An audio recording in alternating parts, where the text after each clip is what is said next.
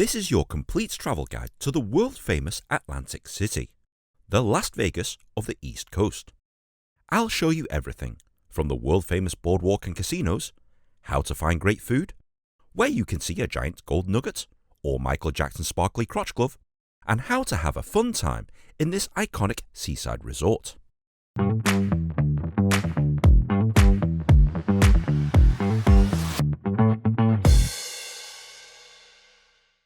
Welcome to Atlantic City, the town of beaches, bright lights and fun. This guide will tell you everything you need to know before you go. So let's start by looking at a map. The main part you want to explore is the boardwalk, a 4-mile stretch of beach and walkway that's home to the city's biggest attractions. The casinos, amusement piers, the ocean views and the saltwater taffy, you can find them all right here. To the northeast, you'll find some of the biggest casinos in town and the city's Marina. And in the middle, it's a stereotypical American town, full of shopping outlets, convention centres, transit stations and other amenities. But let's start at the most famous spot of them all, the Atlantic City Boardwalk. Built in 1870, it's the oldest in the world and the symbol of the city itself. On a nice day, it's a very pleasant walk, full of souvenir shops, arcades, live performers and bars that spill out onto the beach. On summer nights, it feels alive. Bright lights, ocean breeze, music in the air, pure Atlantic City vibes. When I went, however, it was cold and windy, deserted and not so much fun in the winter. Stroll past Boardwalk Hall, the traditional home of the famous Miss America pageant, and there are 3 main piers along this stretch. But the most famous is Steel Pier, the oceanfront amusement park packed with rides, games and an old school charm. Along the boardwalk, you'll find the casino resorts that light up the night sky. Even though I've been inside them all, I won't bore you with the details of every single one. However, the must-visit casinos I'd recommend are Caesars. It's always very opulent in here. The casino floor is massive, and it comes complete with shops, restaurants, including Hell's Kitchen, and it's probably the largest on the boardwalk. The Hard Rock Hotel and Casino is always a fun place to party, especially if you have no intention of gambling and you just want nightclubs and fun instead. This is the place. I also like the free museum at the entrance that shows the personal belongings of famous musicians around the world, including Michael Jackson's glittery crotch glove. Yay, I guess. The Tropicana? That was probably the most laid-back casino, and it definitely was a lot of fun to explore. Finally, the Ocean Casino was probably my favourite, as it balances nice amenities, atmosphere, the rooms were fantastic, and they have cost-friendly table limits. With all of the casinos along the boardwalk, it's easy to find places to gamble, eat, watch sports, or just people watch with a cocktail in hand. And the nightlife is superb. So if you are coming for spring break, you're in for a wild time. Just north of the Ocean Casino, you'll find the Absecon Lighthouse, New Jersey's tallest lighthouse. Climb to the top for panoramic views of the coastline.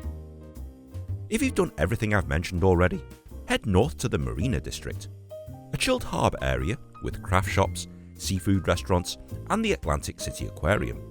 That's a fun place to go, especially if you have kids. From here, you can also take boat tours or go dolphin watching in the summertime. This is also where you'll find the city's 3 most luxurious hotels. The Borgata is Atlantic City's crown jewel. It's modern, stylish and packed with top-tier restaurants, entertainment and a mini shopping mall. I enjoyed their all-you-can-eat buffet, which was pretty incredible. You've also got Harrah's, with its famous rooftop pool that turns into a nightclub after dark. Be sure to eat at Gordon Ramsay Steak if you get a chance. And the Goldenn Nugget, home to the Hand of Faith, one of the world's most famous pieces of gold. Even if you're not staying at any of these places, it's worth visiting for the food, the nightlife, and the high-end atmosphere. As Atlantic City is by the sea, there's some amazing seafood places around here. Doc's Oyster House, with its fresh oysters and amazing service, is the pick of the bunch. The casinos themselves all offer world-class dining for any budget and style. And you must try the local classic, saltwater taffy that was invented right here. You'll find shops everywhere selling it in every flavour you can think of. Right in the middle of the city, you'll find the Tanger Outlet Mall, with hundreds of brand name stores. It's open air, walkable and tax-free on clothes in New Jersey. Perfect if you like shopping. Atlantic City also hosts big events year-round, from summer beach concerts to the Atlantic City Air Show. It's quite a popular destination for spring break that typically happens in March. Oh, and people get married here all the time, and it's an amazing backdrop to tie the knot. And the city hosts hundreds of conventions every year, usually at the Atlantic City Convention Center. This is also a major transit stop, so you can get in and out of the city really easily from here. Overall, if you want to experience a Las Vegas-style resort, but without the scorching desert heat, the overpriced everything, and you want a cost-effective alternative that's by a beach, Atlantic City might be the destination for you. Okay Nin, I'm sold. What do I need to do? Well, you need to come here to Atlantic City. Most visitors fly into Atlantic City International Airport, about a 20-minute drive from the city centre. From outside the airport, it's easy to grab a taxi or Uber to wherever you want to go. For those of you who want to save money and use public transport from the airport, I have some bad news for you. Rather inconveniently, there are no direct buses or trains that will take you from the airport terminal into downtown Atlantic City, so just use a cab.